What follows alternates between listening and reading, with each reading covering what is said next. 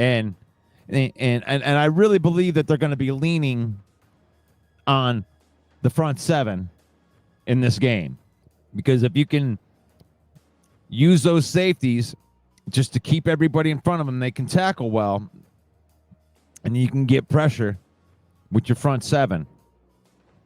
And really, I think it's going to come down to getting pressure with only using 4. Alim the Dream being back is a huge thing, clogging up the middle.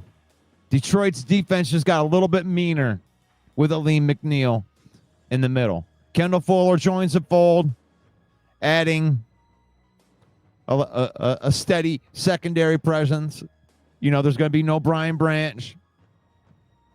And don't forget, last year, Aidan Hutchinson torched. He torched that Tampa Bay offensive line. He had 4.5 sacks in that game last year. So I expect them to be able to get a lot of pressure on Baker Mayfield. And hopefully he doesn't run all over the place on him.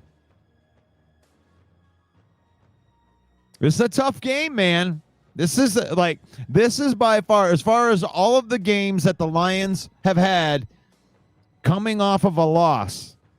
You know, to lose 2 in a row, they for the last almost 3 years, they always win these games.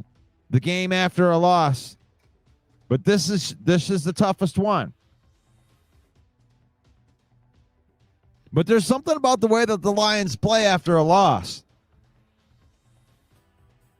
Just, it's the players, man. That's something that's built inside of the players. I don't know. Everybody ups their game by 10%. My biggest concern for the game is the offensive line stopping that defensive line. That's a good defensive line they're bringing in here. That secondary of ours versus their skill positions, but they do have a lot of injuries in that spot. I like our chances in this game. I think the Lions should win this game. And they may win it, being able to pull away from them.